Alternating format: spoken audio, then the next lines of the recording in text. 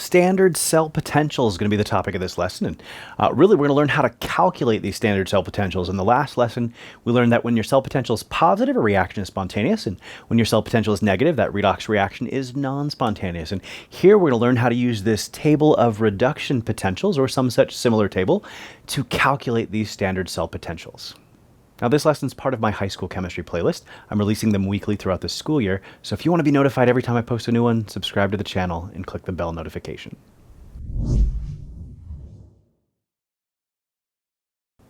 All right, so to start this off, here I've supplied you with a sample of what's called a table of reduction potentials. And this is just a sampling. There are hundreds of different half reactions that have a corresponding reduction potential. Now, it used to be that textbooks might supply a table of reduction potentials, or, depending on the textbook, they might supply a table of oxidation potentials. But pretty much now, you're only ever going to see a table of reduction potentials. I've kind of got on the ball here. And you only need one or the other, because it turns out these are all written as reductions, and you can tell with electrons always being on the reactant side, they're being gained, and that's reduction. If we wrote all of these reactions exactly backwards, so started over and had aluminum going to aluminum 3+ plus 3 electrons, and this so on and so forth for all these, what you find is that for the exact reverse reactions, which are oxidations, it's the exact opposite sign. And so when aluminum turns into aluminum 3+, plus, it's positive 1.66 volts. When manganese turns into manganese 2+, plus, it's positive 1.18 volts. And so you don't actually need both tables. If you've got a table of reduction potentials, you can infer what the corresponding table of oxidation potentials would look like, and what the corresponding oxidation potential values would be. Same thing vice versa. And so somewhere along the way, they just standardized it, and now everybody just provides you with a table of reduction potentials, and so that's what I've done here as well. All right. So when you're trying to calculate the standard cell potential, or Ecell sometimes we call it, and this is the same thing as the voltage, you might also call it the electron motive force, or EMF. All of these are kind of synonymous. So cell potential, voltage, EMF, all the same thing. And we're going to abbreviate it as Ecell here. Calculating this Ecell value, you have to look at your balanced reaction for which you're calculating it, and then match it up to the table of reduction potentials in one of a couple of different ways. Now, one of those ways is you can figure out who's your cathode and who's your anode, and just take the cathode value minus the anode value. So for example, if we take a look at this reaction right here, so we've got zinc 2+ plus turning into zinc, and we've got cobalt turning into cobalt 2+, and we have to figure out which one of those is the anode, which one is the cathode. So, well, in this case, zinc 2+ going down to zinc in the zero oxidation state, that's reduction. And so that's going to be the cathode. And then cobalt up to cobalt 2+, that's losing electrons, that's going to oxidation, that's going to be the anode. And so in this case, if we just do cathode minus anode, what they're telling you, when we use this cathode minus anode calculation, they know that you don't have a table of oxidation potentials in front of you. You only have a table of reduction potentials in front of you. And they're saying just use the values right off the table and do cathode minus anode. And so in this case, the cathode being the zinc reaction, we see that that's negative 0.76 volts.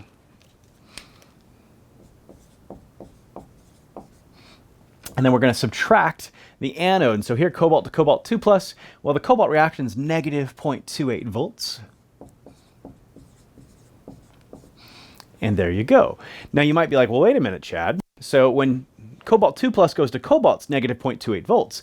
But we have cobalt turning into cobalt 2+, the exact opposite reaction, and that should be positive 0.28 volts. And you're exactly right. And that's why they subtracted, because when you subtract a negative, it becomes positive. And so in this formula, they're changing the sign for the anode for you.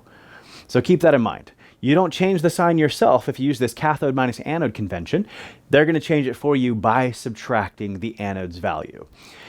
Now, personally, I don't like to do it this way. I like to just look at the reaction. I don't even like to figure out who's the cathode and who's the anode. I just match up my half reactions to what's on the table. If it matches, I keep that value. If it's the opposite, I flip the sign, and then I add them together. And that's what we're going to do here in this next one. And so in this one, we do E reduction. Well, in this case, zinc 2+ to zinc. That matches exactly what's in our table. That's reduction, and that would be negative 0.76 volts. And then I add the oxidation potential, because we're actually doing oxidation here.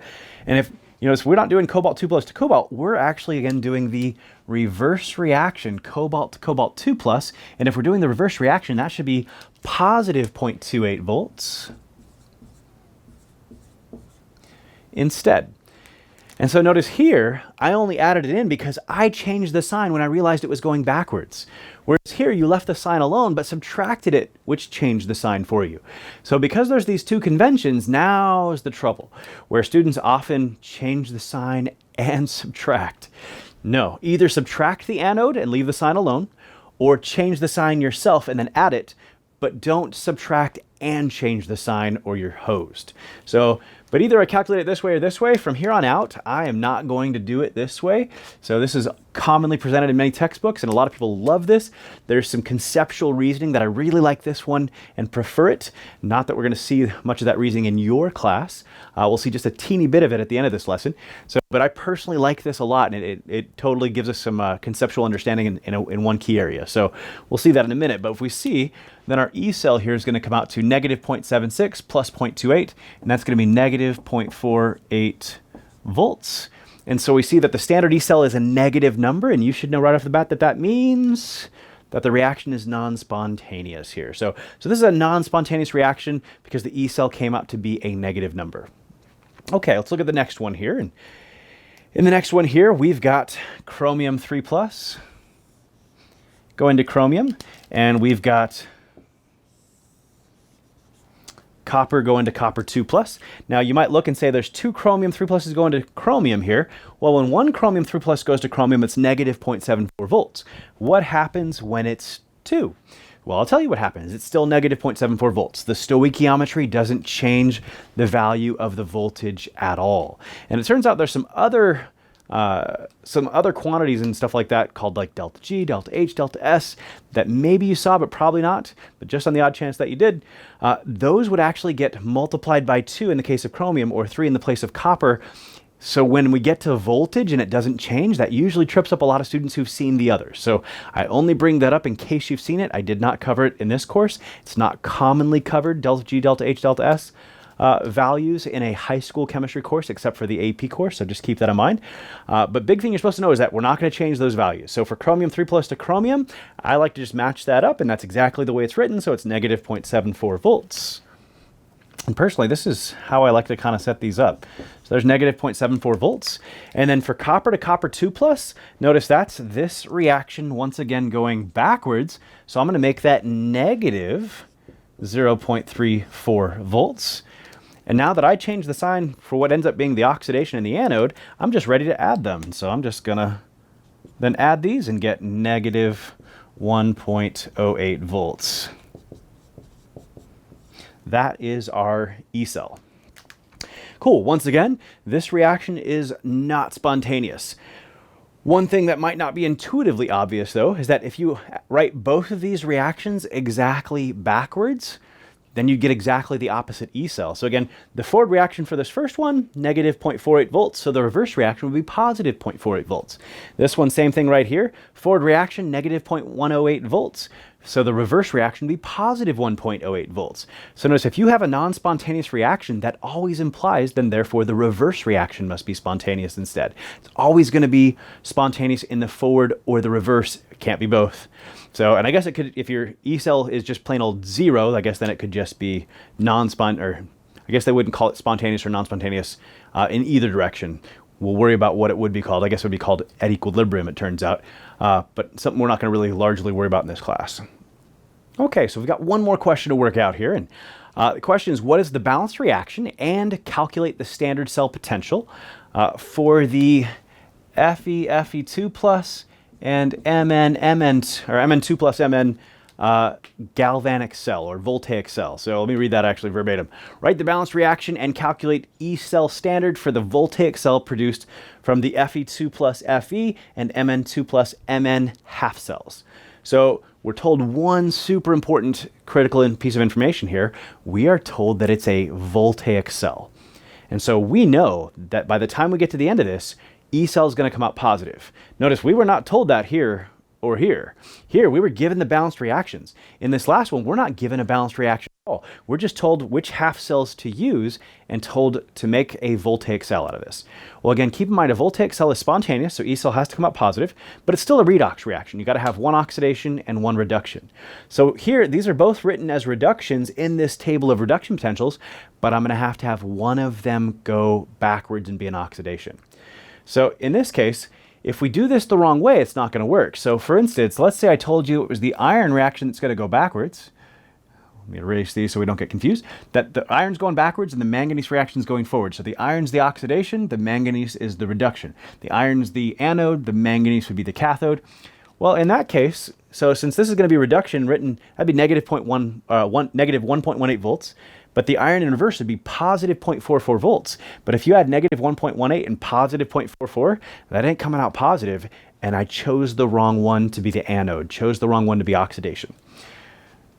And so we'll try the other option. We only really had two options. You got to have one reduction and one oxidation here. So now I'll do it the other way. I'll make iron the reduction and I'll make manganese the oxidation. And now since manganese the oxidation, that's going to change the sign here and be positive 1.18 volts. But now iron's the reduction, so it'll be negative 0.44 volts. But when you add positive 1.18 and negative 0.44, you will now come out with a positive E cell. That's what we need to do. So we're going to leave the iron reaction as is, but it's the manganese that's going to go in reverse. And so in this case, we'll have Fe2 plus as a reactant, but now it's not manganese 2 plus, but plain old manganese that's going to be the reactant. And then we'll form some Fe, Mm2 plus, and then our standard cell potential here is going to be when we get positive 1.18 and negative 0.44. So in this case, we got Fe2 plus to Fe, and that's negative 0.44 volts. And then we've got Mn to Mn2 plus, which again, instead of negative 1.18 is going to be positive 1.18 volts. And so now when we add these,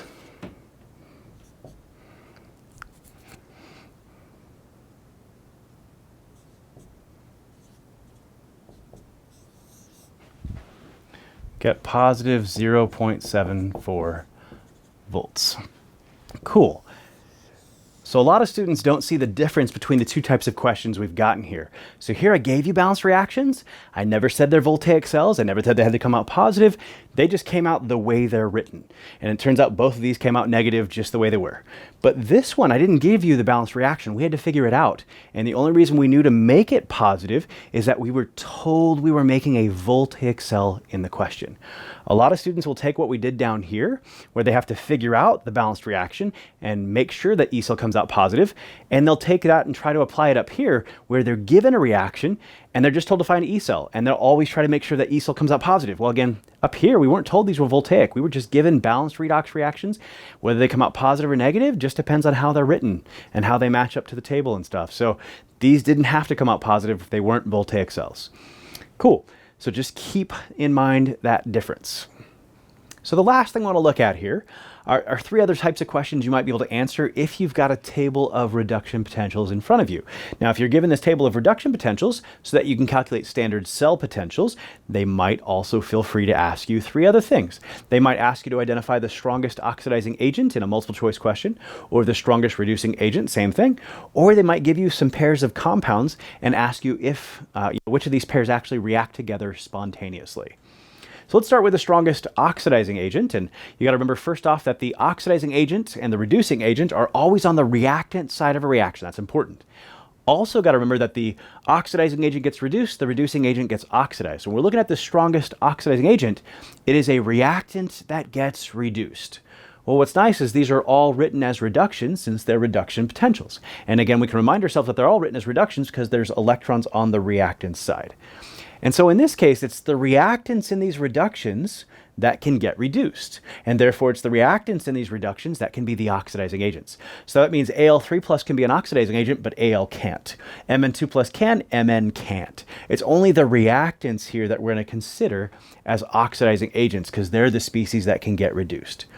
Well, in this case, if you want the strongest oxidizing agent, then not only do you need to pick a species that can get reduced, you want to pick the one that can get the most spontaneously reduced. How do you know if it's the most spontaneously reduced? Well, it has the most positive reduction potential. And so if we look, these get more and more positive as we go down. And so here, the strongest oxidizing agent is this guy right here. This is the reactant Cl2.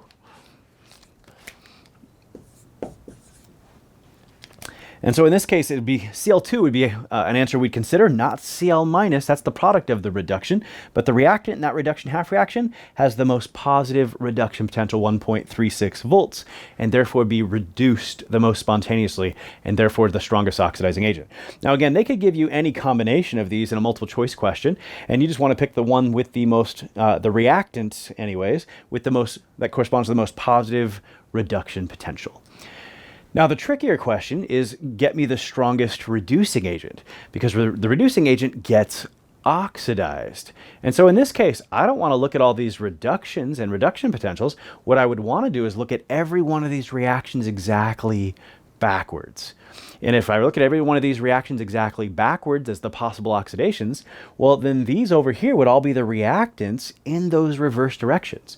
But also, if I'm looking at them all backwards, then I need to change the sign here. And here's one of those conceptual places where I wanted you to think of the reverse reaction being associated with changing the sign. And so in this case, you'd want to pick the one that when you reversed it, you want to pick one of the ones that here that's a reactant in that reverse reaction. And when you reverse it, it's most positive after reversing it. And so in this case, this negative 1.16 volts for this reduction potential would be positive 1.66 volts for the oxidation potential in the reverse reaction. And if we look at that reverse reaction again, here it's aluminum, not aluminum 3 plus, but aluminum that would be the reactant. And therefore aluminum, not aluminum 3 plus, would be the strongest reducing agent.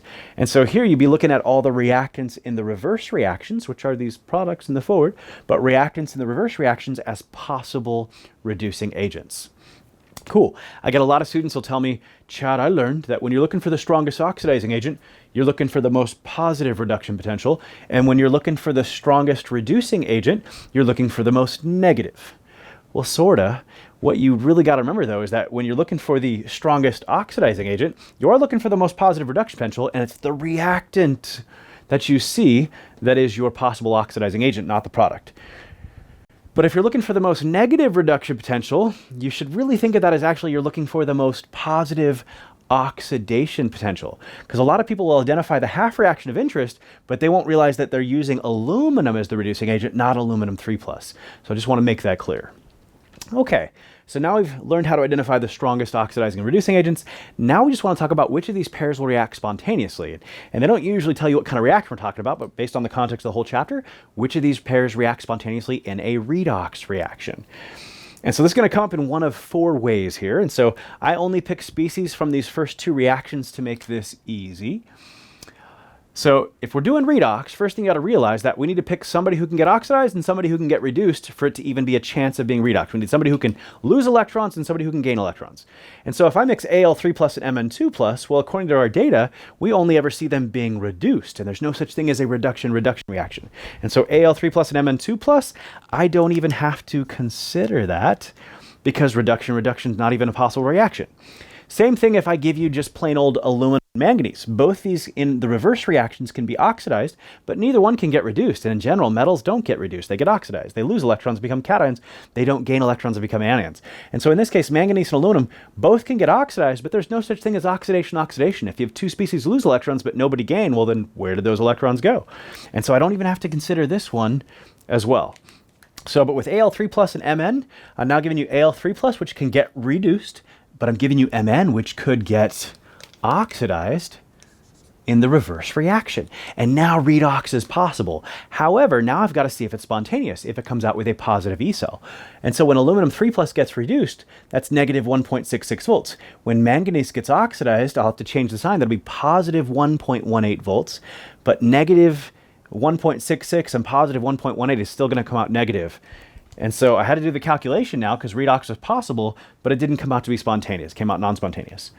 But now with aluminum and manganese 2 plus, So now with aluminum and manganese 2 plus, again, aluminum can get oxidized in the reverse reaction. Manganese 2 plus can get reduced, and so redox is possible, but once again, we'll do a calculation, and when manganese 2 plus gets reduced, it's negative 1.18 volts, but when aluminum gets oxidized, it's going to be changed the sign positive 1.66 volts, and you're going to get a positive number, and so these two will indeed react spontaneously. And so once again, when you're given two pairs to see if they react spontaneously, and you've got a table of reduction potentials, so first you just want to verify, can one of these get oxidized and one of these get reduced? Do I have one of these mixed with one of these? Well, then redox has the potential to happen. Then you got to see if it comes out to a positive ecell or not. And if it doesn't, it's still not going to happen. But if it does, that's your spontaneous reaction between those pair.